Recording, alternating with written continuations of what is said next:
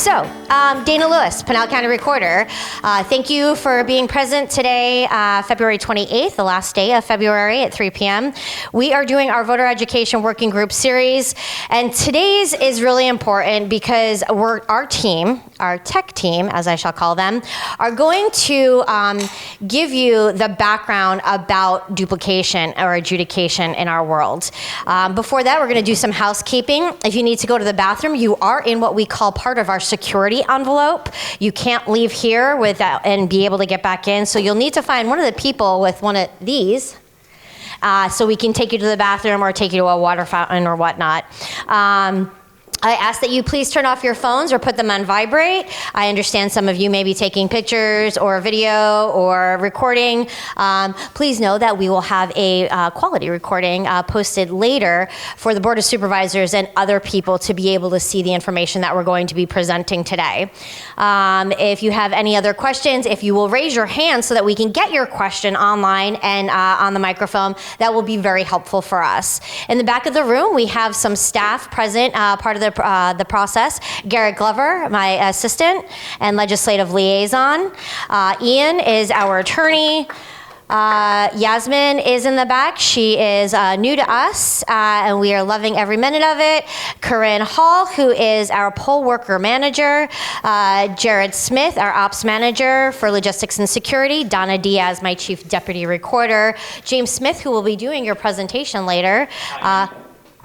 Hyman, did I say Smith?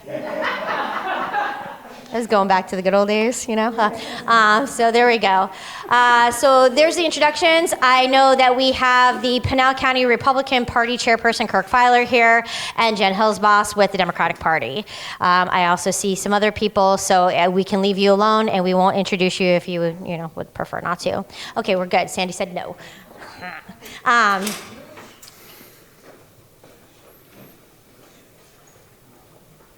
Dan, hello. Welcome to the team. Have a seat. So some really brief things real quick. By April 28th, if we have received enough signatures, then Pinal County will be having a jurisdictional election for members of the Santan Valley. It is an incorporation election. At this point, we believe that is going to be an all-male election. They'll be making those determinations soon. We were thinking we were going to be having a November 4th election. Legislation has hit the floor. It currently, do you know what bill number it is? HCR 2047 and SCR 1015. Okay, so we have a House concurrent and a Senate concurrent resolution for us to push Prop 123, historical prop forward. This is the school tax. We believed it was going to be in November. They need to expedite this. If not, I do have confidence that they will be having it next year, and that we'll have enough time to plan that election. Next voter outreach event today, the team today, tomorrow, and Sunday, they are in Coolidge, and on Saturday they will be at the Santan Valley area for the VA Assistance Center for the Hometown Heroes. And if you guys don't have any questions or anything, I am going to hand the microphone over to Mr. James. Dana? Yes, ma'am.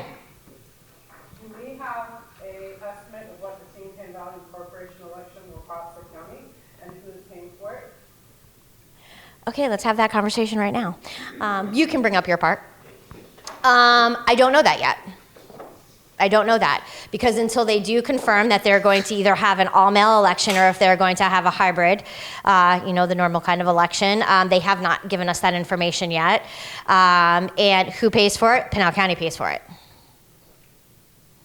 And I won't have that estimate. However, we are required in an election like that to provide those costs after the election in a presentation to the Board of Supervisors. Excellent, thank you. You're very welcome.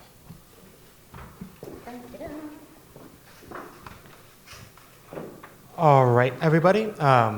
As Dana introduced me earlier, my name is James Hyman. I'm the elections supervisor for Pinal County. So part of one of the growing pains that Pinal County's always dealt with is ballot duplication. Whenever there's a ballot with a stray mark, someone votes for one person and then the next day they say, never mind, I want to vote for this person, and they cross out the original selection. All of those have historically been a very manual process where two people on a bipartisan team have to sit there together and recreate the entire ballot, oval for oval, mark for mark, even if it's only one contest that there's an issue with. The bigger the ballot, the longer it takes, the more people vote, the more ballots come in that we need to do that work with. So historically what we've done prior to 2023 was when we updated a little bit to be able to start using some of the technology we had. We'd have paper ballots that we would order in surplus whenever we ordered our ballots that go out to the polling locations. They would leave the tabulation room, stop tabulating, go into the ballot vault, fill out a log saying what ballot style they're taking, who's taking it, how many they're taking, all of that information. They'd then come back into another room separate from the tabulation room so they could then fill out the ballot the exact same way that it came in with whatever correction needed to be made. Then they would go into the tabulation room, fill out another log so that they could say again what's getting done, who's doing it, where it's being done, and how.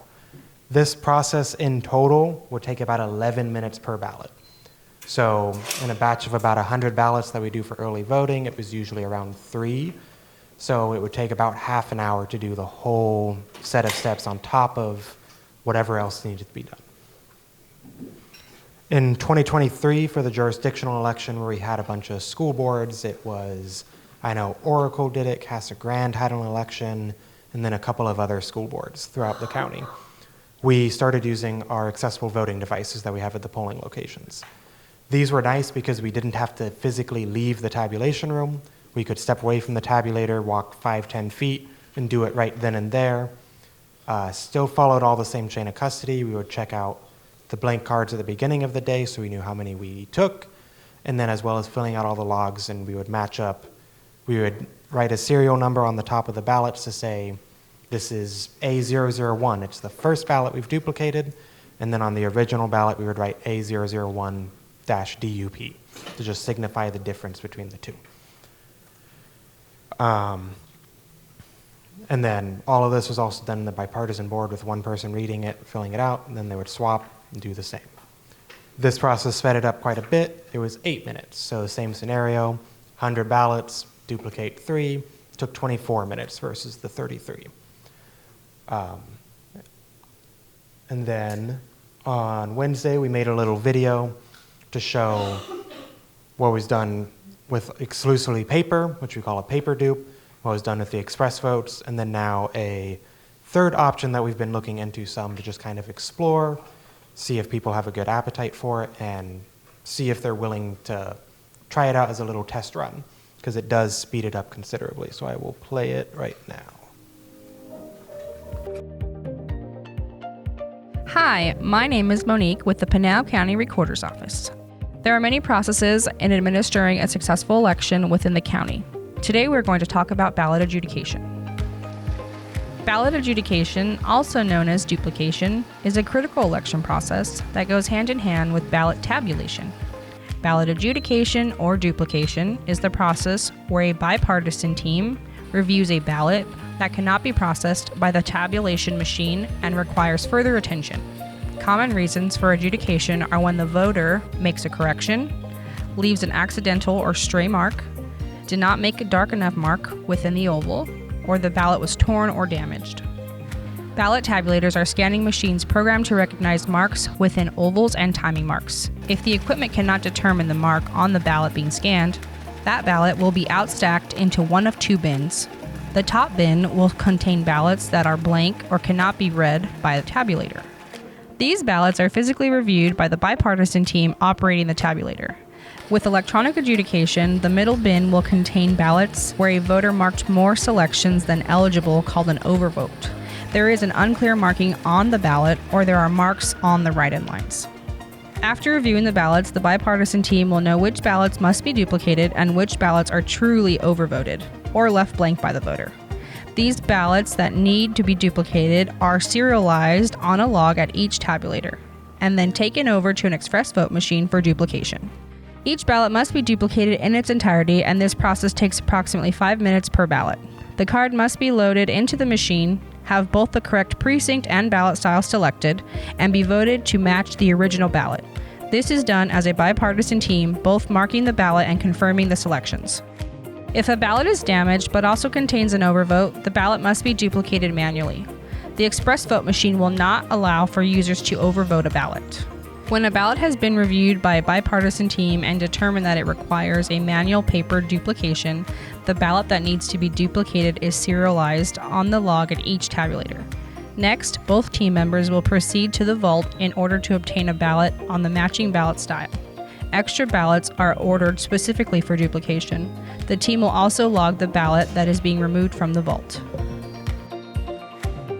The ballot will be marked by one team member, and the other team member will read the selections. After they finish duplicating the ballot, the team members will switch, and the other will read while the other team member reviews the selections. Once the ballot is verified, the duplicated ballot is placed in a tote located near the express vote machine to be stored in the vault with all other duplicated and serialized ballots. The duplicated ballot is taken back to the tabulation machine and is run with its original batch. The process takes about 8 minutes for each ballot. An available feature to help speed up tabulation and election results, especially on election night, is electronic adjudication. When we electronically adjudicate a ballot, the ballot images from the tabulator are transmitted to the server and are reviewed here on the client machine. A bipartisan team will determine voter intent. For this race, both ovals are entirely filled out, constituting an overvote. Once the entire ballot has been looked at by a bipartisan team, the ballot will be approved by the bipartisan team and sent for review by a certified election official. Thank you for being a partner in our process.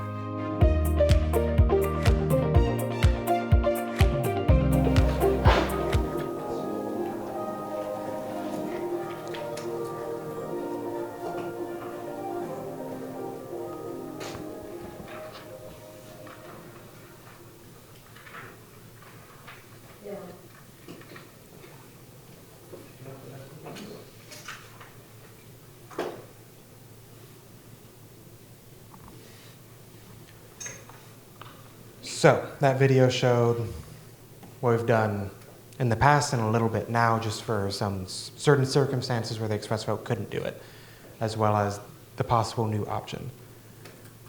I want to take a break real quick because the next slide is going to be going into electronic adjudication. Ask if anyone has any questions about either the paper duplication that we did fully paper ballot to paper ballot, or the express vote duplication where we use an express vote ballot to duplicate the paper. So if it's overvoted, you just discard it. No. So she asked if it was overvoted, if we just discard it. The answer is no. All that we would do is if there's some kind of error on the ballot, maybe it's torn a little bit in the corner, it has someone voted for George Washington and John Adams for president. We would still duplicate that ballot. All that we do is we would have to do it with a paper ballot instead of the express vote, because we have the express vote program so that you can't overvote, just because we want to be able to give voters the best shot at being able to have all their selections count. So if they're using an express vote at a polling location, we want to make sure it gives them that error of, hey, you can't do this, you can only vote for one candidate, or 3 candidates, whatever the vote for number is.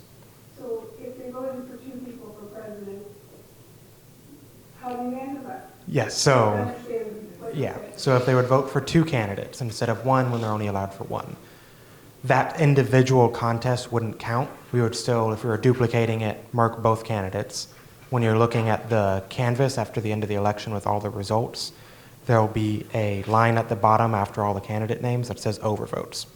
What that signifies is how many ballots had an overvote occur on it, whether it's they filled in all the ovals, they filled in 2, whatever it ends up being. So just to be clear, then when we're doing the hand count audit, if we get a ballot that comes up that's an overvote on a contest that we're voting, or that we're checking, that one just doesn't count, then we set that aside as an overvote. Yes.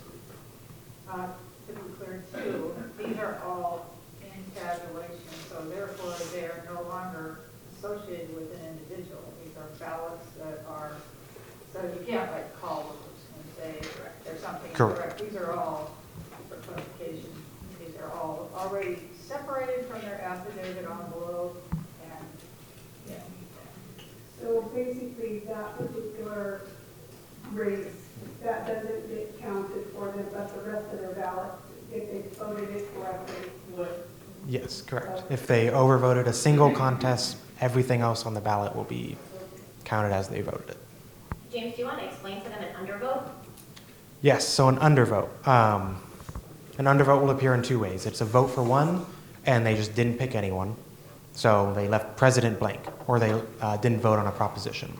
The other more common one that looks abnormally large sometimes on canvases is if it's like a vote for three. Corporation Commission is a great example. A lot of people don't really know anything about it, so they might sometimes leave it blank. Or, and that'll count as 3 undervotes. Or a more common one, they won't read the little thing underneath the race that says vote for 1, vote for 2, and they'll pick 1 candidate instead of 2 or 3. And so they made 1 selection, but they made 2 undervotes. And, Yes. and when, and that's handled the same way in a hand count audit Mhm. as well as the tabulation.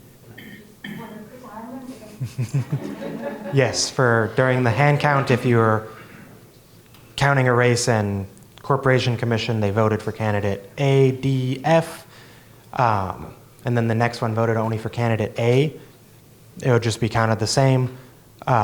You can go through and count how many undervotes there are, but it's going to be, in a batch of 100, it's probably going to be a couple hundred most of the time.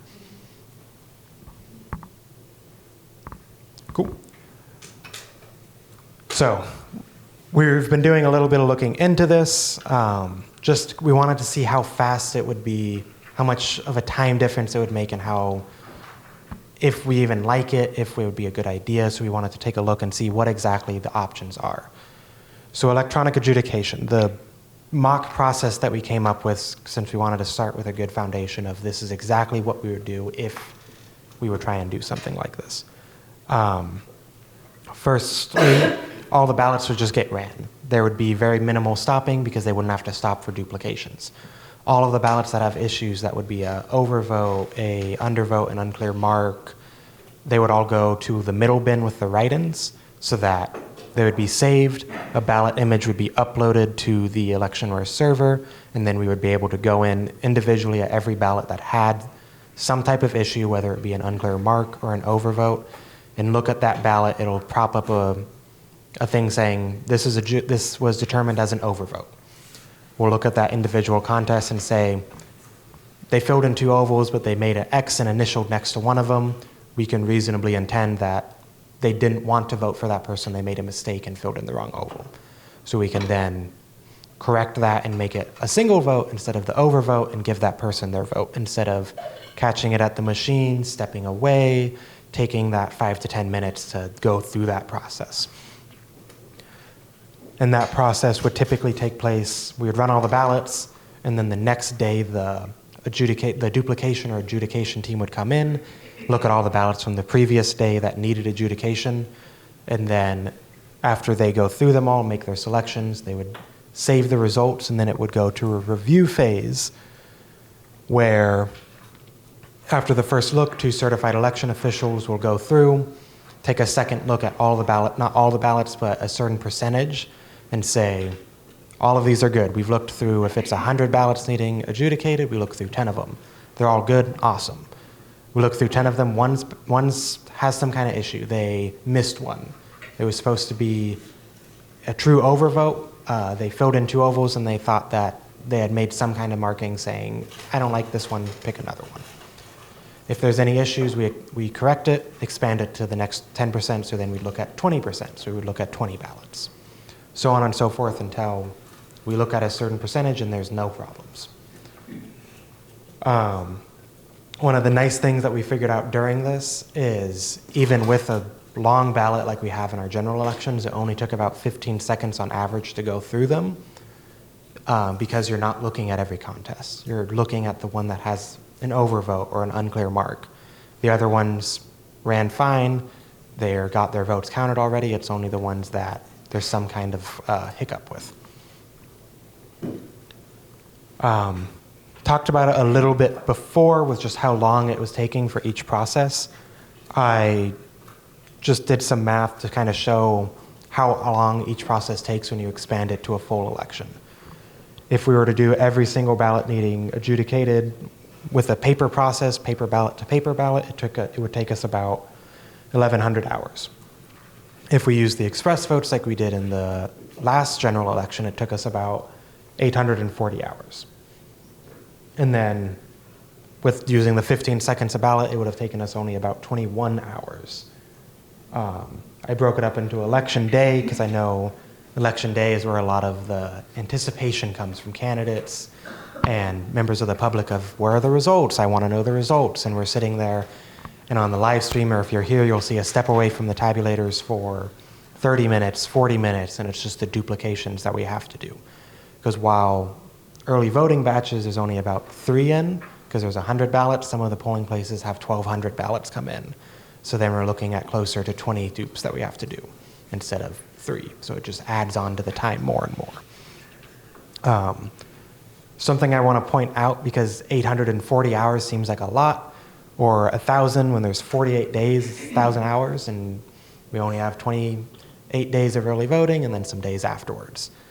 Those are man hours of people doing it. We have multiple teams doing it. For tabulation, we had 5 teams, 10 people doing it. So that 844 hours was split up amongst 5 people most of the time. Even during some of the days where we were busier, we expanded it and had another team or 2 join in just because of how many we had to deal with. But those are supplement hours that we have to pay. Yes. And it's 2 because we have to have a bipartisan board, so it's 1,000 hours, but it's 2 people doing it. Part of this process and how we're able to kind of replace some of the manual logs that we do is the cast vote record, or CVR as a lot of people call it. How it works with electronic adjudication is it creates 2 different versions of it in a way.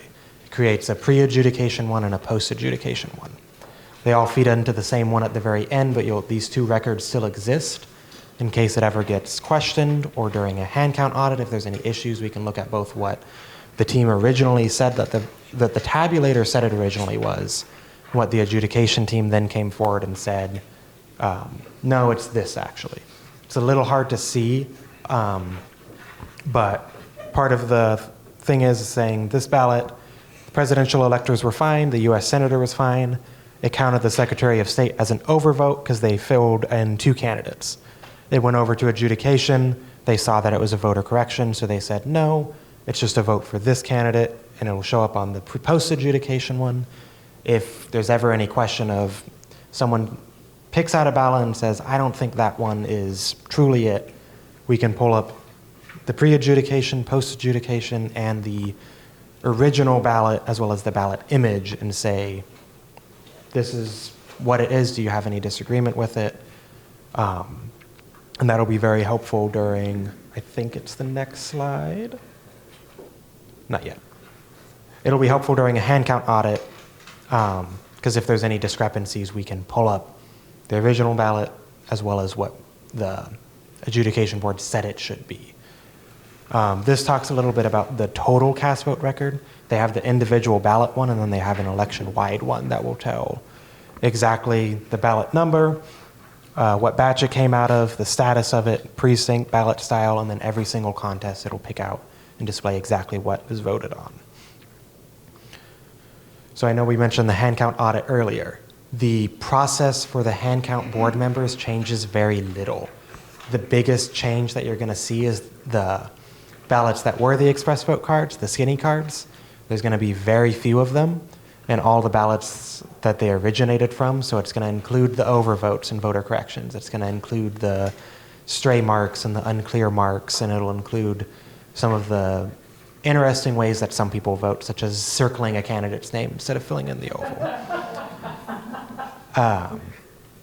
And then the other benefit is previously we would rerun the batch because we can't get an individual batch total. So we would rerun it, print the results from that batch, and then give that to you. And it includes the ballots that we had already adjudicated at that point. With this, we're giving you the original ballot, not adjudicated at that point, and we're saying, here's all the ballots, and you get the pleasure of determining whether that circle of a candidate name is a vote, or if you don't think it is. And then that's all I got so far. And then it's time for questions. James talks in very technical terms. We knew that this presentation was going to be small on the screens, hence the reason they're printed in front of you. This is a much more complicated process than you are historically used to seeing. Historically, manual was like for like. You saw that somebody maybe started filling in an oval and then stopped. Or they sent in an early ballot, and like James said, they filled one in, and then they filled in the other one, and then they did the cross out, and then they circled the other one. No, I really meant this one. And they'll write that on the ballot. And so we understand. That's why we call it voter intent. You're able to determine throughout the length of the ballot, was it a stop and a pickup again? Was it truly that they were having conflicting feelings about a certain race? And so we're able to determine that with the way that they voted the rest of the ballot, what their presses and releases were. So that's what the tabulation equipment will pick up. And our tabulation equipment, especially the news, is exceptionally sensitive. So it'll stack out for us. That's what the term we use when it's put in a bin. So it brings it, to the next process. We used to do manual, paper for paper. In the old building, it maybe didn't take as long. And the reason for that is, one, our elections weren't as big as they are. We didn't have, 47 different races like we do now. And it was 10 steps from tabulation to the vault. Well, we've got a couple more vaults, a couple more steps now. So it does take a bit longer in the process. So those are things to contemplate when we're talking about these processes. Knowing the amount of time it takes to do manual duplication, we came to you as voters in 2023, and we came to the chairs. It was Belinda and Lisa, and we said, we have a plan to kind of express this process. And we went through it with everyone, and they said, okay, let's try it. It was a small jurisdictional election. They were school district elections. We showed them how we use the express vote to do a duplication of a ballot, and then are able to then send them through tabulation. And then it's again using the express vote machine to look at that one ballot where we identify voter intent using a bipartisan team, and we go through it. During the 2024 general election, anybody who was here working, anybody who was here as a political observer, anybody who was here voting in person and then got to come through the fishbowl was able to watch that even though we have this multi-million-dollar facility and we built a lot of space in here to be able to keep up with the pace of duplication, we still had to put how many machines in there?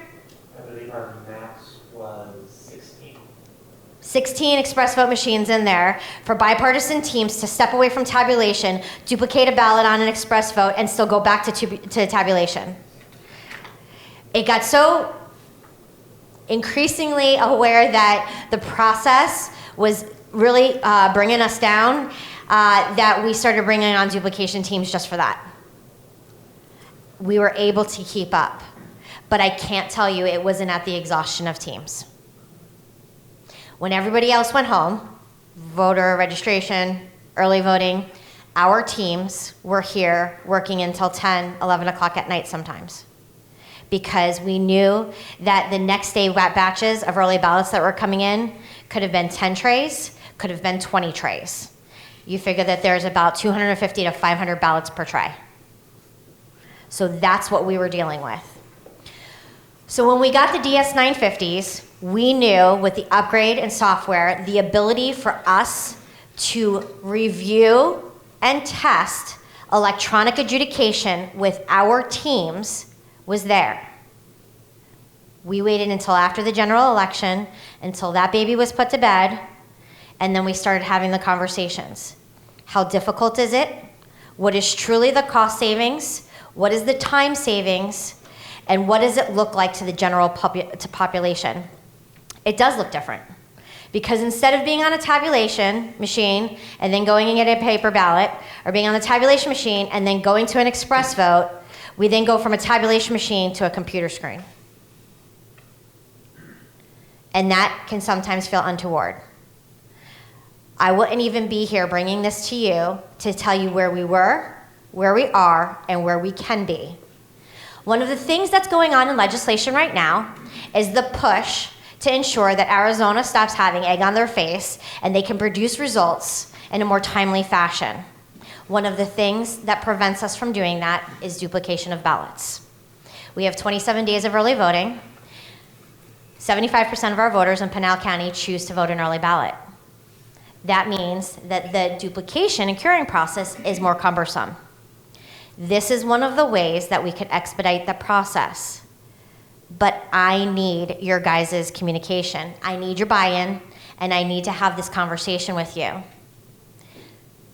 The reason I bring up having a potential election in August is we could try this in August. We could try it with partisan support, or bipartisan support, with you guys watching the process. You guys are welcome to come in here. We've kept this test election on our machines, and we will go through it with you in tabulation in 2 teams at a time, because the screens are really only this big, and for you to actually walk through the process with you. I want to invite you guys into it, but I won't do it without you. Jen. So my question is, you're right, there are people that are gonna say, I can't see what you're doing on that screen, how do I trust that you're faithfully adjudicating that ballot? Now, it seemed like the original ballot images would still be available. So would those be available for, say, a targeted public records request? If we have someone who believes that there's bad acting happening, what would the steps be, I guess, really is more the question, for someone to come in and for you to show them the process so that they can be assured that there isn't bad actions happening? Current statute does not allow me to release ballot images even with a public records request. So I don't have that ability. As much as we've worked with the Secretary of State and legislators to potentially get to that place one day, we're not there yet. Okay, so I can't do that. What I can do is tell you that pretty much every inch of this facility is on camera, to include tabulation and adjudication room. So that big fancy room that's in the tabulation room, that's all glass, could potentially be the adjudication place, again on camera. We also would require that if we do this with bipartisan teams, we would require bipartisan representation of the party people. We would require it. Okay, I am on board with this. I have to say personally, I haven't had a chance to talk to my people yet, but personally I'm on board with this. But I do understand that there are people out there who, on both sides of the aisle, feel there's a lot of bad actors in elections right now. And I want to have some answers for them when they come to me and say. Absolutely, absolutely. And that's why I want to have these conversations, because we know this process. We've been trained in this process. I trust the team that Pinal County has created to run your elections. I do, implicitly. But I need you to trust them, and I need you to trust the process and the technology that's behind it. Now, please know, at no point are these machines ever online. This is still the case. It is from the tabulator to the client server, to the server, to adjudication, which is the client server, and back. Nothing ever goes online. There is no way for an outward entity to be able to get in and infiltrate the cast vote record. It is all internal on a closed network server. And it's called a server because there's more than one computer linked. It's a tabulator to a server to a client server. Do you understand that? Okay. More questions? Nola? How will it stand up in an audit? Really fantastically. Absolutely. Absolutely. And one of the things that has happened in previous hand count audits, which is kind of always shocked me, is that you guys get the percentage of hand count or a percentage of precincts that you need to do. So in Pinal County, it's 3 precincts, but then it's 1% of early ballots, 1% early ballots, and 2% are 3 precincts. I'm remembering the statute. So what we're required is bring this in. What you guys see are the adjudicated ballots. Very rarely does anybody ask to ever see the original ballots. This, if questioned, you would have to go look at the original ballots, and they would be on the server for the image to be reviewed. So you'd see the original ballots, and then you'd see the adjudicated cast vote record. Yes, ma'am. Just something that I hear in the board of supervisors, and it may not have anything to do with these particular comments, but there always seem to be billing you about, what company made the original, so what the software is in there, and so forth, and then the other thing pops into my mind, can somebody come in with one of those flash drives and do anything? So those are maybe some tips you could touch on. Oh, Nancy, I appreciate you so much. These are the hard questions that people get uncomfortable and they don't want to ask, but I need you to ask them, quite honestly. We use a company called ES&S. That's who we use. We are one of many counties in Arizona that uses ES&S. Some of the other entities or vendors that are used in the state of Arizona that are certified in our state are 10X and Dominion. There are others that could come in for certification that haven't. Our software and our systems are required to be certified not only by the EAC, but also because of our statutes by the state of Arizona. So they get a double tap for certification, which is pretty awesome. We have the most current software, firmware, and the most up-to-date hardware right now with having the DS950s. Our express votes are current. We don't have the master, the mega express votes, the really big guys. We have the more common express votes. All of our stuff is up to date and it is certified. No, good luck getting near any of my stuff with a thumb drive. It is a problem. It's a concern. So knowing that somebody as a bad actor could come in and try to upset the apple cart by putting something naughty in my machines, we serialize, cable, seal them, everything. And so that doesn't happen. Plus, if you don't know, our equipment is on 24-hour a day, 7 days a week live stream. No vendor and no one other than our bipartisan teams, and it takes a double tap of the card, so I have to have a bipartisan team to even enter that room. Vendors can't go in there without the Ghostbusters. We don't allow it. We call them the Ghostbusters because who are you going to call? Ghostbusters. When anything goes wrong in this department, you call the Ghostbusters, and they take care of it, so that's what we call them. There are major security protocols that we put in these places. Somebody asked, Kim, you're back there, and I see that face. You've got questions going on in your head. Come on, ask them. Just give a basic definition of adjudication. Adjudication.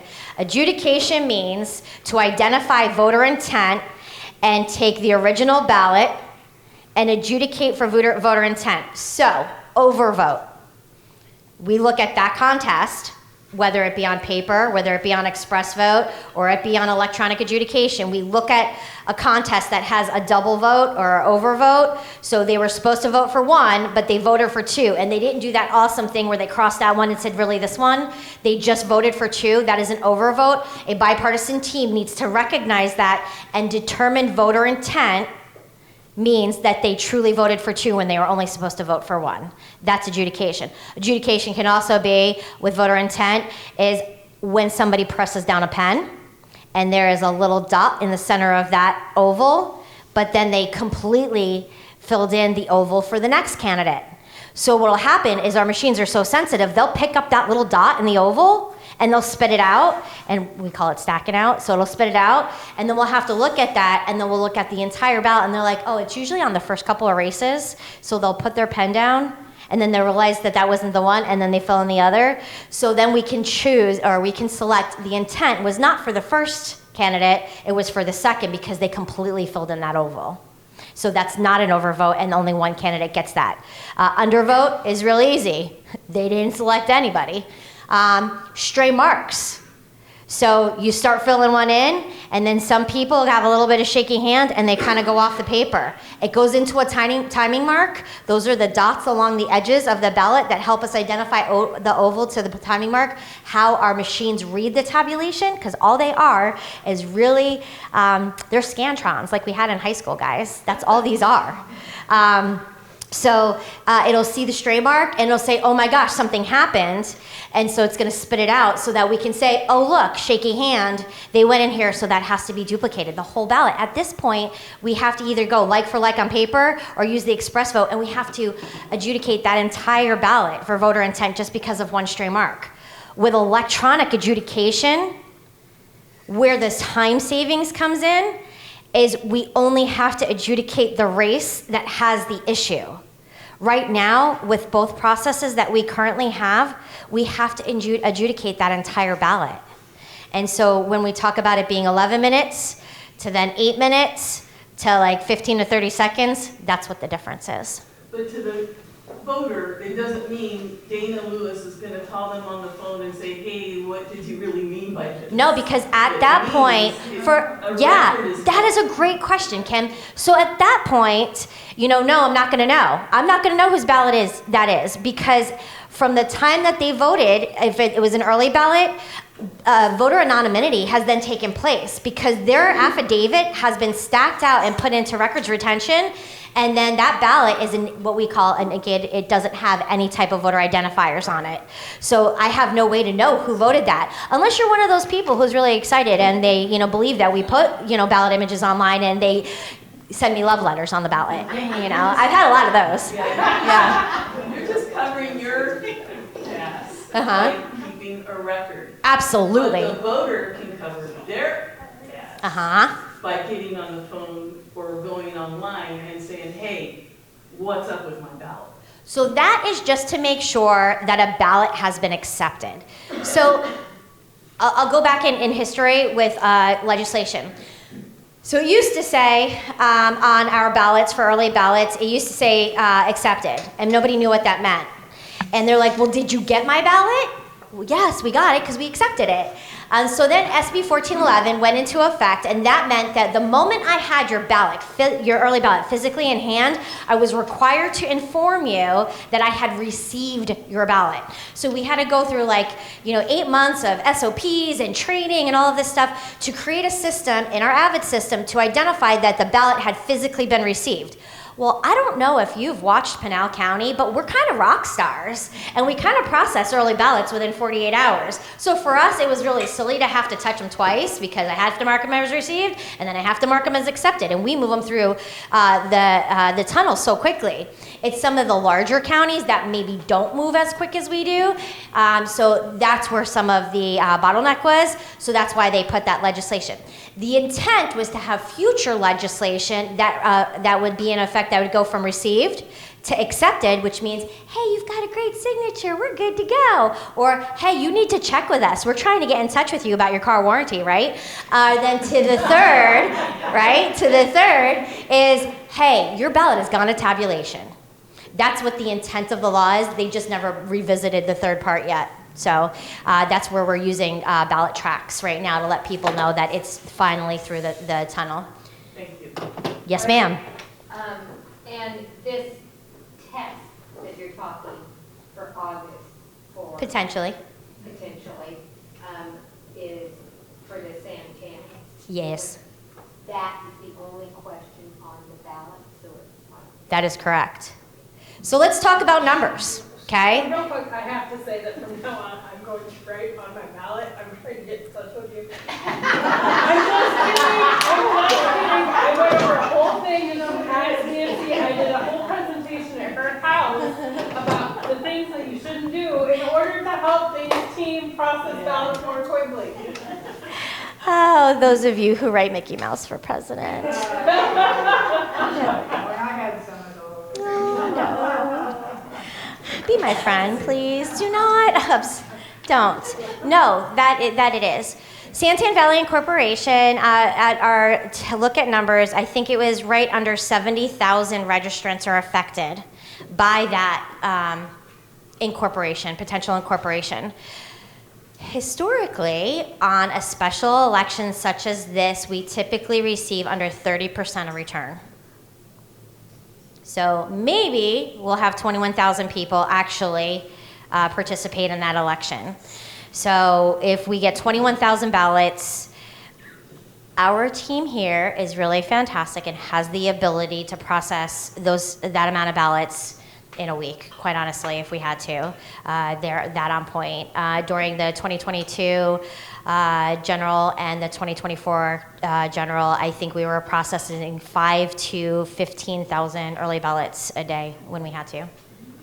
Would that kind of discrepancy, 70,000 and only 30%, be due to, okay, numbers or people that are out of town or anything like that? It's a lot of things. Some people, you know, they only choose to vote in the big elections.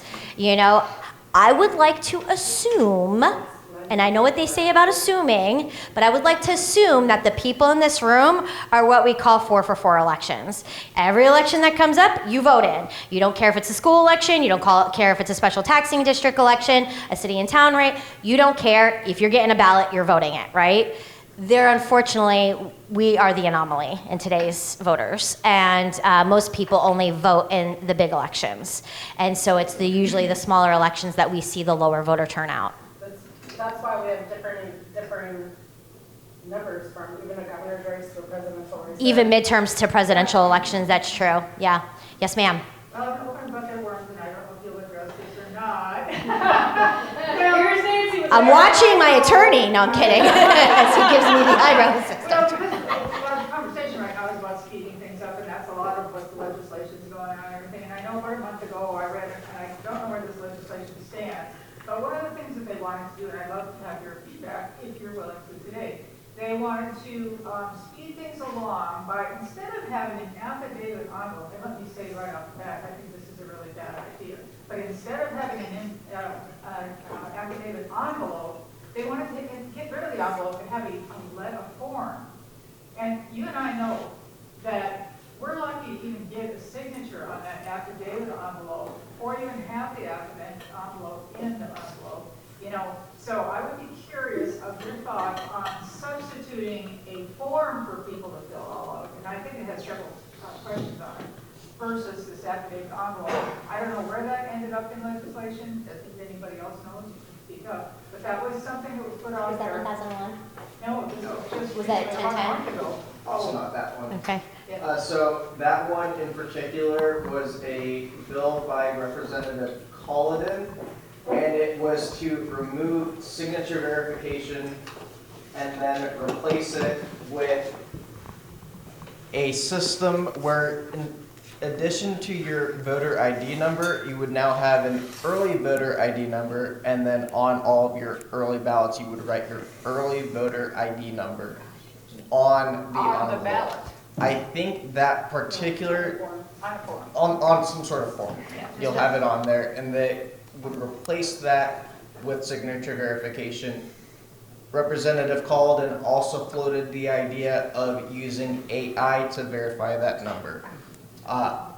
That did not make it into the bill, he just floated the idea. But I think that change from early voter ID number, from signature verification to the early voter ID number was taken out of the bill in an amendment, and it's just keeping the regular signature verification process. But on a letter instead of an envelope, is that correct? It would, Or a form instead of an yeah, envelope? on a form, but they got rid of that in the version of the bill that passed out of the House of Representatives. But are you saying that the form, it's still going to be a form instead of an envelope?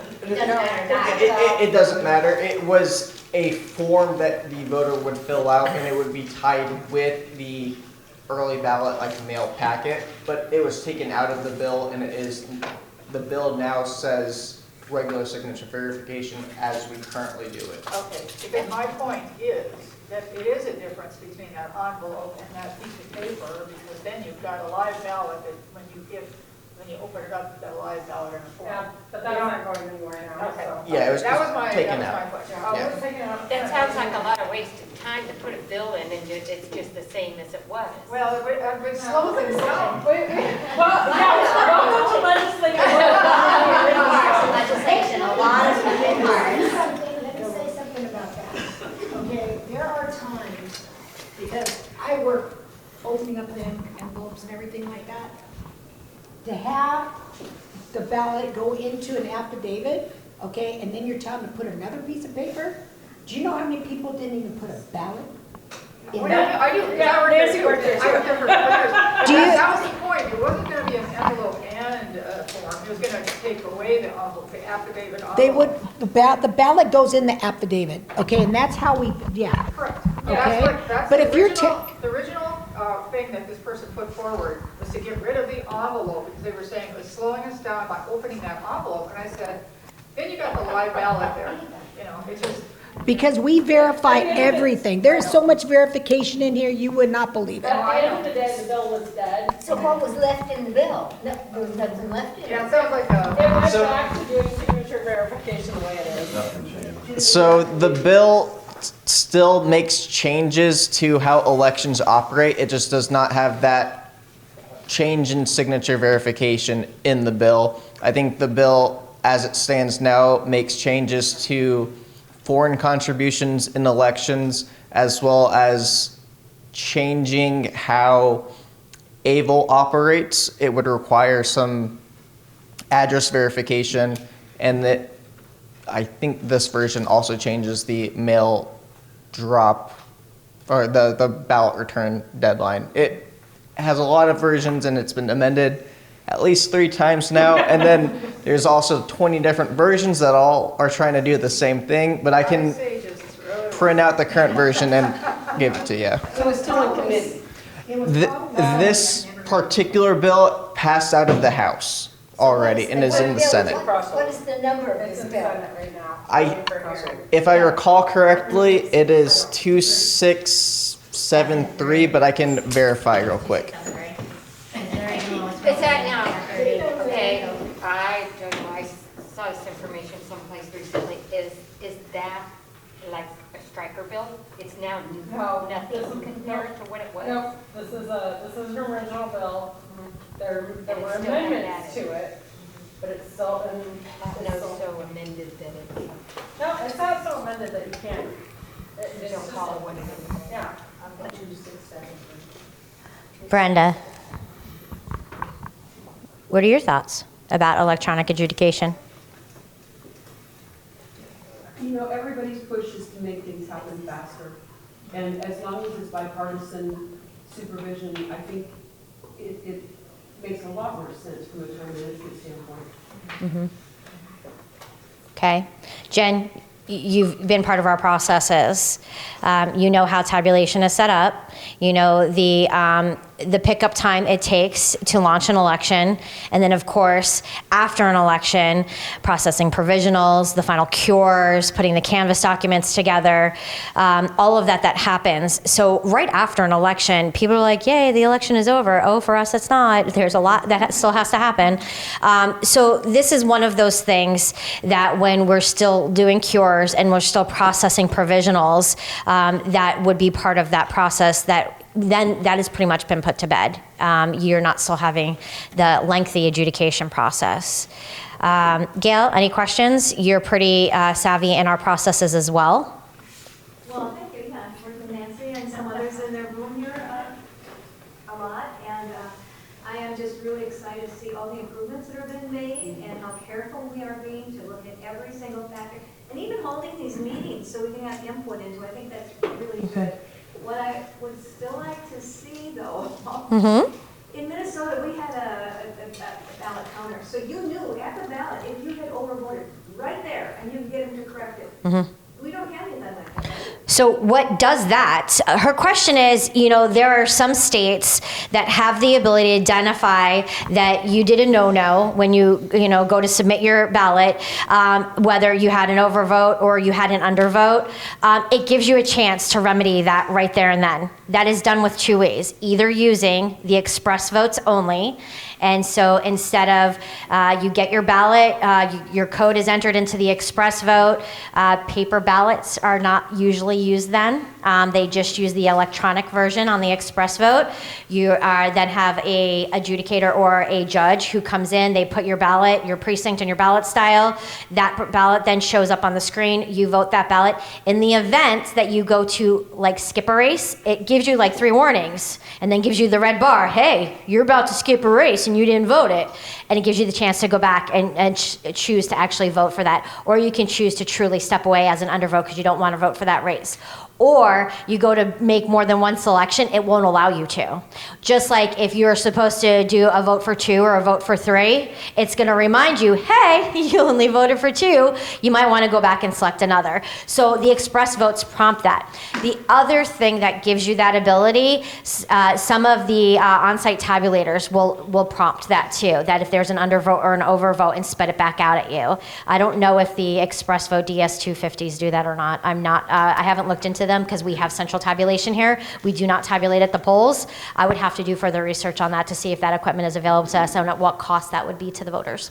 But I do like the notion of knowing right there, right then, you have overvoted, you better fix your ballot. The next time you go to a voting location, you got 2 things. You can either choose to keep voting your early ballot and you won't know, or when you go on election day to your voting location, you can choose to use an express vote. There is nothing that says you have to be ADA or have a disability, use the express vote. I think kindness in our hearts makes sure that we leave that available for somebody with disabilities. But if nobody's using it, jump on it. So there you go. Yes, ma'am? Which may have just answered my question, because like you said, he says that they voted for 2 when they were only supposed to vote for 1, and so it brings it up. But I wanted the second one and not the first one, so then they have to get only. Does everybody know as voters you have the right to vote up to 3 ballots in the event that you make mistakes at the polling location? That you can go, yeah, I thought I was going to vote for her and I want to vote for him, and then you can go up, they call it a spoil, you surrender, then you get to start over and you get to do that up to 3 times at your voting location. So that's usually by the 3rd time that a good inspector or ballot judge will go, hey, how about I walk you over to this fancy little piece of equipment and maybe we use this guy because it'll help you walk you through it. Question, sir. You've been part of these processes as well and been that little fly on the wall for many a year. Yes, I think a few things. I think this needs to happen, definitely. I've been in the tabulation room. I've had the honor of being in the tabulation room. And I've watched all these people work. They're very good at what they do. And not only does this look just as secure as the way we've been doing, if not more secure, but the time thing I think is very important. And the average voter will not even know this has happened. They're just going to know that the results are faster than they ever have been. And I think that's important. I have had candidates the last 2 elections call me and say, what is wrong with Pinal County? Can't they count their, the ballots? What's taking so long? And you try to explain, they don't want to hear what's wrong with results. So this is a very good thing. The people that are going to be skeptical, and there's going to be some on both sides, they can remain skeptical if they want to, but they should be invited down for a tour, watch some practice runs. And I think most people with common sense will watch and see the process and become comfortable with it. So those are my thoughts. So here's a little bit of information. In January, we hosted at this facility the Arizona Recorders Association and Election Officials of Arizona annual meetings. And so all 15 election directors and all 15 county recorders were present in this space and got to tour this facility. We got thumbs up. We've now hosted many election directors and recorders come here to do training at our facility. I'm very proud of that, and I'm proud of the team that was there to host that and have brought them on and helped with training, share great ideas, and one of the questions that came is, why aren't you doing electronic adjudication? And my answer is because I haven't had a conversation with our stakeholders yet. This isn't my choice to make. I believe that this is a choice that is made with our city and town clerks, our voters, our party people, the board of supervisors, county leadership, that we have this conversation, that we ask these very interesting questions. People don't understand the technology. A lot of people don't even understand the complications of elections and how much goes into them, the lead time to planning an election. So to walk through this with you, I'm very thankful for this opportunity. We're going to wait after we post the video of these interactions today, the video that we created on Wednesday, which shows the different processes. We're going to wait for additional feedback from our communities. I'm going to reach out to city and town clerks, give them these presentations as well, get their buy-in, because I believe city clerks and town managers need to know, because they enter into contracts with us for us to administer their elections. Same with the schools. If I'm administering their elections, they should understand how we're administering them. And so I want them to also have a say in this process. And then we will show it to the Board of Supervisors, have them ask questions as well. And then depending on that, then at one of my MOU updates, then we'll let you know where we stand. We tried this with ballot on demand printers, remember guys? I said, we're gonna try a beta test. We're gonna see. We have this many hundred of thousands of ballots that we use at all of our voting locations. Everybody's telling me there's this fabulous technology out here called a BOD. We're gonna try it. We tried it. It didn't go as well as we thought it was gonna go. Now we're not gonna do it again. But you needed to know. We needed to stress test a process. We needed to try it, and then I needed to give you factual data. It didn't work, not for us. Yes, ma'am. So I'm glad you ended that with the factual data and stress test. So let's say something goes wrong and we have no jurisdictionals in August or November. How do we stress test this electronic adjudication? Well, that's a really great question for the Ghostbusters. That's a great question. So if both elections we think are going to happen in August and November get canceled, I believe Apache Junction is also thinking about doing an election. Yeah, Apache Junction will confirm they're having an election in November on Tuesday next week. Oh, Yeah. so Okay, we'll look, know, see? And we'll know in plenty of time. yeah, and if Tuesday comes and goes and they say we're not going to do it actually, we have over a year before the next election. We can expand the little test election I made with all the silly candidate names, George Washington, John Adams, etc., to just make it bigger, have 1,000 ballots, have 2,000 ballots, and see how long it would take to get through that amount. Because part of the reason I brought up this slide is I wanted to point out just how many ballots we had to duplicate in the general. We had to duplicate 6,334 ballots in the general. 1,709 of those were on election day. So even if we only do 200 or 300, that's probably going to be the same size as a jurisdictional. Printing out 1,000 ballots and marking them takes some time, but it's not an exorbitant amount of time that we couldn't do it in a year. Well, perhaps Kirk and I can get people to come in and just random, I mean, once you guys print the ballots, right? Anybody can come in and fill those out. We can ask people to, and then they get to participate in the process. We have a little party, we order a little pizza or whatever. There's a little green pizza place here in town, so. Right, I know, right? So, yeah, okay, perfect. That's all I wanted to know. I'm gonna cut him loose. He's got a hot date night tonight, so get out of here, James.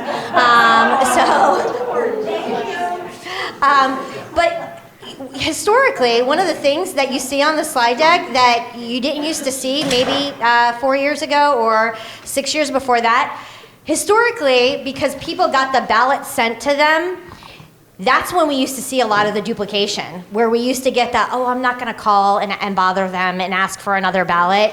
I'm just going to do the thing where I cross out the one I didn't want and do the big circle and then say, no, I really meant this one. We used to see that with a lot of early ballots. Because of the SCRs and HCRs, because how many races are now on a ballot, we run into this thing called ballot fatigue, where people are at the polls and they make a mistake and they go and say, hey, can I spoil this ballot? And the ballot judge says, yes, but I need to take that before I give you the new one. And they're like, wait, then I'm not gonna know who I voted for. Like, they're not gonna be able. So what they will do is then go back to their booth, finish completing that ballot with the mistake, and then do what they would have done at home, which is that, no, I don't want this one, I want this one. So now we're seeing more adjudication needing to be accomplished at the polls, from the polling place ballots, than we had previously needed to do. So there's that. Yes, Nola? There's no pictures taken in the polling location, Nola. I did not hear that. La la la la la. La la la. Okay, Sandy, anything? No, I just was interested in the Apache Junction. That's my. So everybody know that there's a new clerk in Apache Junction, right? Evie, and she's kind of fantastic. Okay, I just wanted to share that. Evie's a good person. She's a good person. Absolutely. That's a shout out, Evie, for you. Okay. Yes. Susan, anything more? No? No? Did you guys have any questions? You're just sitting there, you're taking notes. So, here's the thing. Some people do not like speaking up in a crowd. I understand that. I would ask that if you have any additional questions about this, you can either email me direct at dana.lewis@pinal.gov or elections@pinal.gov. Email us. We will get back to you with an answer, as long as there's one available. Or we will at least acknowledge that we got your email. Okay, guys?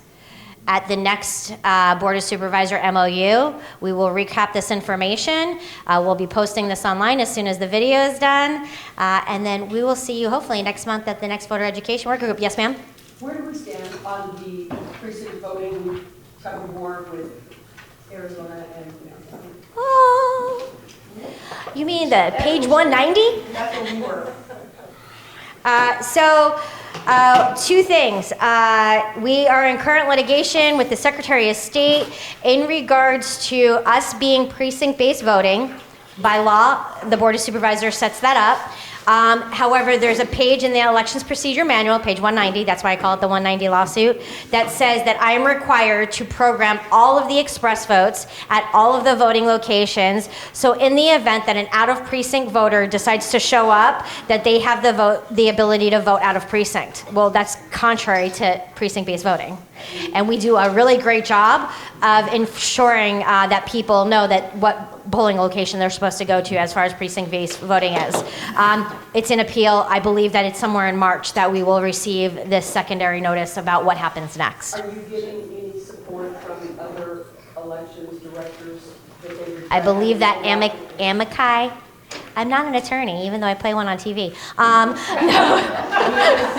No, I have an amazing set of counselors.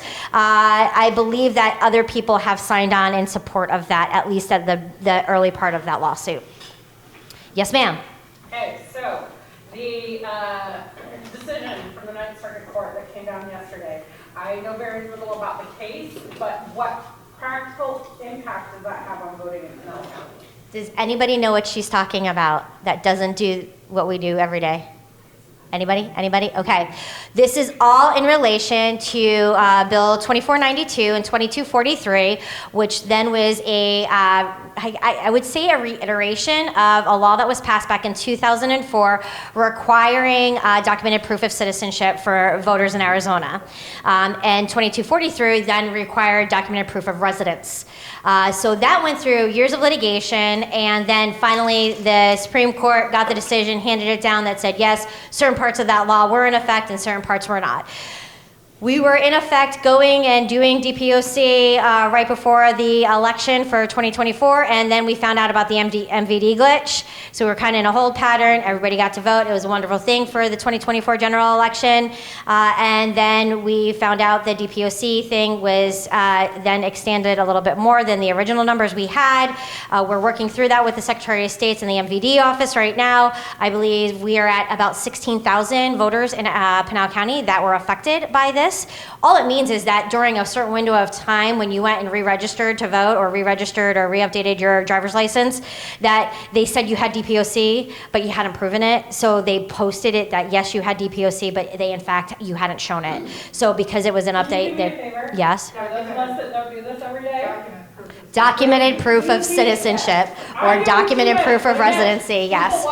Right. So the Supreme Court had said that this is what was in effect. The Ninth Circuit then went back and reviewed it, and we're at what we call a standstill. Everything that we've been doing, we're going to continue doing. That's where we're at. Nothing changes. Yeah, we're here. Yeah, nothing, no implications right now for us at this point. Okay, so on to. But you know, it's us. We get that, and we're like, and then we're like, okay, we're good. We'll wait for the next decision. I get questions from people, and they're like, what does this mean for us in Pinal County? Mm-hmm. Yes, ma'am. And I'm wondering a little bit about this MVD thing because, sorry. It's okay. Because I was talking to a voter, I'm going to say, it was before election day, a couple days.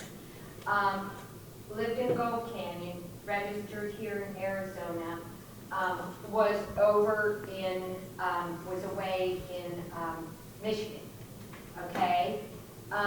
Her husband, his ballot was sent, and I'm not sure whether or not this was legal, I'm not aware of the rules or anything like that, had somebody who was watching their house, picking up their mail, send his ballot to them, okay? I know, I don't remember names, okay? Appreciate that so much. But I was telling them that they should use this form, you know, for this one time, send my ballot here. I feel like you've been doing this for a fat minute, but thank you. Keep going. Apparently, she called your office to have them send a ballot to her. I don't know whether or not she specified that it should go to the address in Michigan and whether or not it was just sent back to there, but it never showed up at, what do you call it? And I said, how long you been in here? You might have been caught in this MVD thing, you know, and I said, when you get back here, call the recorder's office and please have them figure it out, but she did not get to vote. I mean, I even thought, okay, let me see.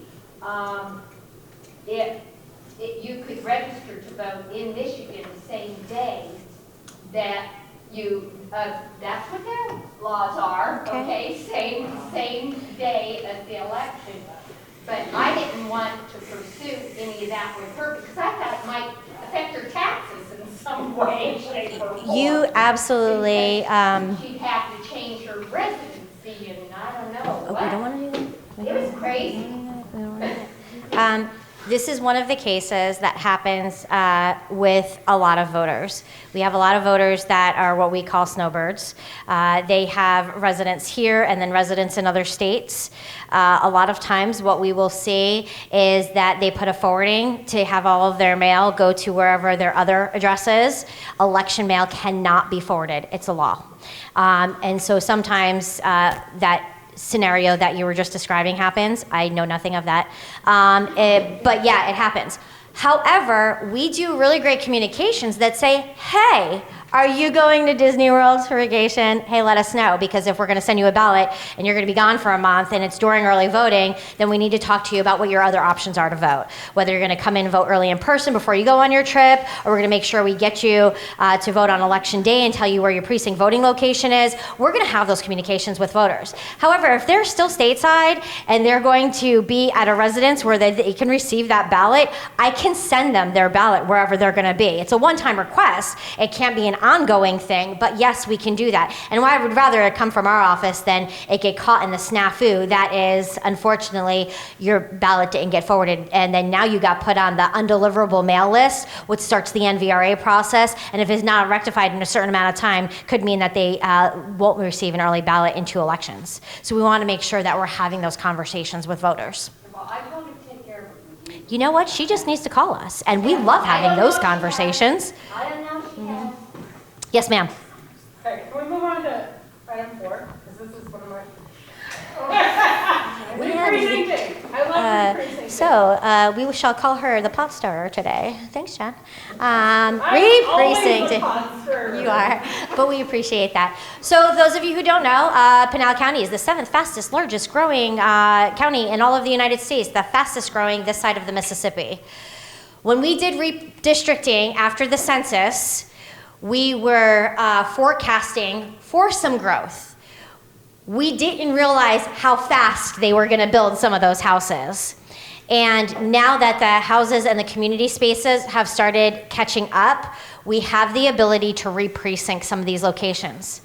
Additionally, some of the locations that we currently have go over a threshold, we call it, for precinct committeemen, which means that if you have more than like 20, the ability to have more than 20 precinct committeemen on your precinct, then what'll happen is I won't be able to fit you in a column. It's gonna wrap over and you can't do that. So it becomes a problem for real estate on a ballot.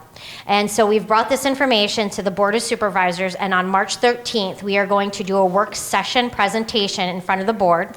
We've been working diligently, not only with community development to identify all the hot spots of growth in Pinal County, but also with receiving the areas that have already been platted and will be built going into the midterm elections, and all of the areas that will have this precinct committeeman issue. And we'll do the presentation. We've worked with GIS to look at potential areas of maps and creating those precinct lines. And we've even gone one step forward, and we have started even identifying potential voting locations in those precincts. This is a big undertaking to re-precinct. That's why they typically wait for redistricting. Pinal County is growing too fast. I think that if we wait until redistricting, we could catch ourselves in a situation where we exceed the maximum wait time of 30 minutes at any voting location. I would never want to do anything to create disenfranchisement amongst voters, and that would be one of them. So I think that we could be above or ahead of the curve by doing re-precincting. Yes, ma'am. Has any proposal or preliminary redistricting map been?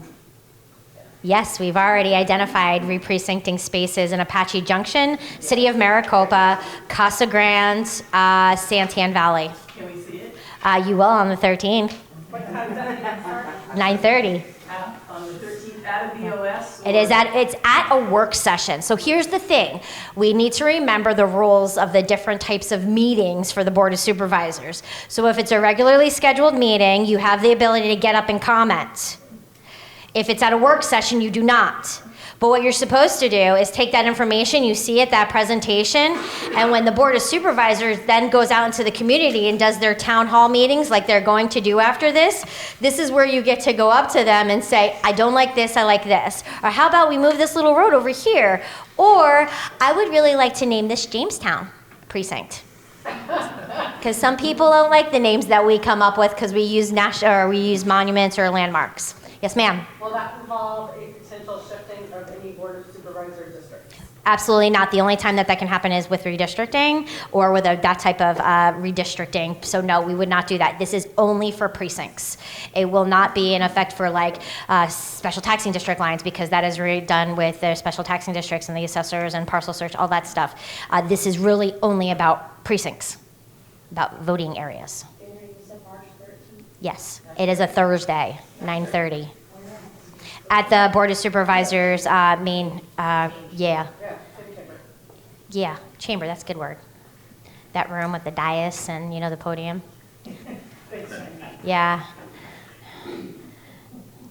I used to call it the snake pit. What? Florence, did you mention Florence? It is Florence. Florence, I think, New Florence, yes. I call it New Florence. That's you guys. Yeah, that's you. Yeah, New Florence. Yeah. Yeah, You're New Florence. yeah. We got about 35 names, so So these meetings are held the last Friday of every month. The next one that we have will be March, obviously last Friday of the month. I believe that we'll be talking about re-precincting after we do the work session. We'll then have this up. And then we can have those kind of conversations, which I will bring that information back to the Board of Supervisors. And then we can have also additional conversations, or if anything else is coming down the pike. Any other questions or requests for information for us to provide to you during an upcoming VEWG? Then, racers, start your engines and start your weekend. Thank you guys. Have a great one.